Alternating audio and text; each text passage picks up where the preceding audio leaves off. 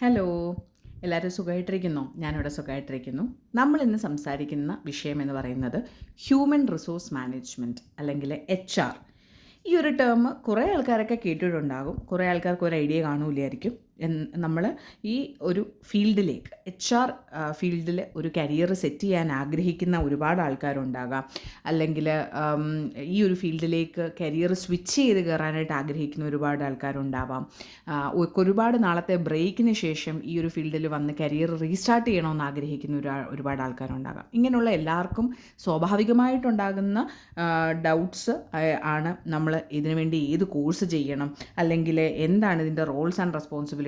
Course ചെയ്യാതെ നമുക്കിതിൽ ശോഭിക്കാൻ പറ്റുമോ, അല്ലെങ്കിൽ അവസാനം എനിക്ക് പറ്റുമോ, ഞാൻ ലേറ്റായി പോയോ ഈ ഒരു ഫീൽഡിലേക്ക് സ്വിച്ച് ചെയ്യാനായിട്ട് എന്നൊക്കെയുള്ള ഒരുപാട് ഡൗട്ട്സ് ഉണ്ടാകാറുണ്ട്. ഈ ഒരു ഡൗട്ട്സ് നമ്മൾ ഒരുപാട് വീഡിയോസിൻ്റെ കമൻറ്റ് സെഷനിൽ പലരും ചോദിക്കുന്നതായിട്ടും കണ്ടിട്ടുണ്ട്. എന്നാൽ മറ്റ് ഭാഷകളിൽ ഒരുപാട് വീഡിയോസ് ഈ ഒരു ടോപ്പിക്കിനെ വളരെ ഡീറ്റെയിൽ ആയിട്ടൊക്കെ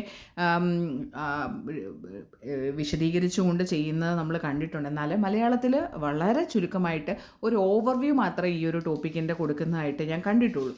അന്നേരം അതുകൊണ്ട് തന്നെയാണ് ഈ ഒരു വിഷയം നമുക്ക് കുറച്ച് ഡീറ്റെയിൽ ആയിട്ട് തന്നെ ഒരു സീരിയസ് ആയിട്ട് തന്നെ ഈ ഒരു ടോപ്പിക്കിനെ പറ്റിയിട്ട് കൈകാര്യം ചെയ്യാമെന്ന് ഞാൻ വിചാരിച്ചതിൻ്റെ കാരണം, നമുക്ക് എങ്ങനെ HR ആകാം എന്നത് അറിയുന്നതിനോടൊപ്പം തന്നെ ഈ ഫീൽഡിൽ എക്സൽ ചെയ്യാനായിട്ട് നമ്മൾ എന്തൊക്കെ അറിഞ്ഞിരിക്കണം എന്ന് നമ്മൾ ഒന്ന് പഠിക്കേണ്ടതായിട്ടുണ്ട്. അതുപോലെ ഈ പഠിച്ച കാര്യങ്ങൾ നമ്മൾ എങ്ങനെ റിയൽ ലൈഫിൽ അത് പ്രാക്ടിക്കലാക്കും എന്നുള്ളത് ഒരു ഇമ്പോർട്ടൻ്റ് ആയിട്ടുള്ള കാര്യമാണ്. അത് കാരണം അറിയാമല്ലോ, മനുഷ്യരെല്ലാവരും വ്യത്യസ്തരാണ്. ഈ വ്യത്യസ്തരായ മനുഷ്യരെ മാനേജ് ചെയ്ത് കൊണ്ടുപോകുക എന്ന് പറയുന്നത് അത്ര ഈസി ആയിട്ടുള്ള ഒരു പണിയല്ല. അത് ഒരു ആർട്ടാണ്. ആ ആർട്ട് നമ്മുടെ കയ്യിൽ ഒതുക്കി കഴിഞ്ഞാൽ ഈ ഒരു ഫീൽഡിൽ നമുക്ക് നല്ല പോലെ എക്സൽ ചെയ്തെടുക്കാനായിട്ട് സാധിക്കും. നമ്മൾ കുറേ നേരമായിട്ട് പറയുന്നുണ്ട് HR. അപ്പോൾ ഈ HR എന്ന് പറയുന്ന ഫീൽഡിനെ പറ്റി ചിന്തിക്കുമ്പോൾ പലരും ഇപ്പോൾ ഒരു ഇൻ്റർവ്യൂവിനോ അല്ലെങ്കിൽ ഒരു ജോബിനോ ഒക്കെ ഒരു അപ്ലൈ ചെയ്തിട്ടുള്ള ആൾക്കാരുടെ മനസ്സിൽ ആദ്യം വരുന്ന ചിത്രം എന്ന് പറയുന്നത് നമ്മുടെ ഒരു കമ്പനിയുടെ ഭാഗമായിട്ടൊരു ഫസ്റ്റ് പോയിൻ്റ് ഓഫ് കോണ്ടാക്റ്റ് നമ്മളെ നടത്തുന്നത് മിക്കവാറും HR-മായിട്ടായിരിക്കും.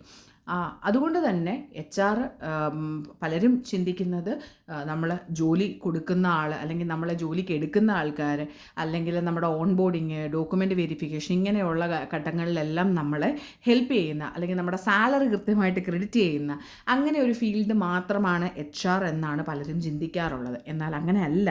നമുക്ക് ഒരുപാട് സ്കോപ്പുള്ള ഒരു ഫീൽഡാണ് HR എന്ന് പറയുന്നത്. അത് ഈ അല്ലെങ്കിൽ റിക്രൂട്ട്മെൻറ്റ് സ്റ്റേജ് എന്ന് പറയുന്നത് HR ഫീൽഡിലെ HR കരിയറിലെ ഒരു സ്റ്റേജ് മാത്രമാണ്. അത് ആ ഒരു ലെവലിൽ നിന്ന് CHR, അതായത് നമ്മുടെ ഒരു ഓർഗനൈസേഷൻ്റെ ഗ്രോത്തിന് ആവശ്യമായ ബിസിനസ് സ്ട്രാറ്റജീസിനെ വളരെ സ്ട്രാറ്റജിക്കലി ഇടപെട്ട് കാര്യങ്ങളിൽ തീരുമാനിക്കുന്ന ലെവലിൽ ഉള്ള CHRO ലെവലിലേക്ക് വരെ നമുക്ക് ഉയരാൻ സാധിക്കുന്ന ഒരു മേഖലയാണ് HR ഫീൽഡ് എന്ന് പറയുന്നത്.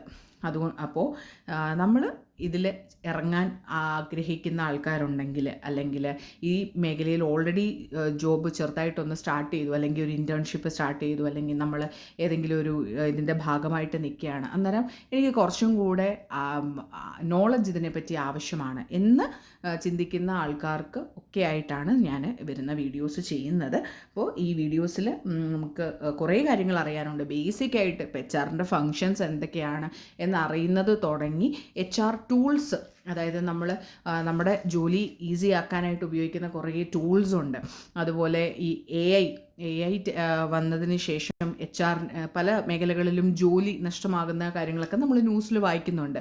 AI എങ്ങനെയാണ് HR മേഖലയെ സ്വാധീനിക്കുന്നത്, അല്ലെങ്കിൽ നമ്മൾ എങ്ങനെയാണ് AI സ്മാർട്ടായിട്ട് യൂസ് ചെയ്യേണ്ടത്, അങ്ങനെ തുടങ്ങി ഒരുപാട് ടോപ്പിക്സ് ഡിസ്കസ് ചെയ്യേണ്ട ഒരു ഫീൽഡാണ് HR. എന്നിട്ട് നിങ്ങൾ ഡിസൈഡ് ചെയ്യാൻ നമുക്ക് ഫീൽഡിലേക്ക് തിരിയണോ, ഇതെനിക്ക് ശോഭിക്കാൻ പറ്റിയ ഒരു മേഖലയാണോ എന്നുള്ളതിനെ പറ്റിയിട്ട് അറിഞ്ഞ് തീരുമാനം എടുക്കുക. കണ്ടൻറ്റ് അറിയുക, പഠിച്ചതിന് ശേഷം മാത്രം തീരുമാനിക്കുക.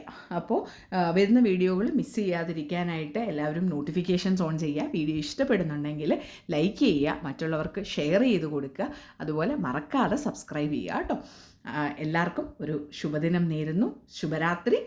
ബൈ. Take care. വരുന്ന വീഡിയോകളിൽ നമുക്ക് ഡീറ്റെയിൽ ആയിട്ട് സംസാരിക്കാം.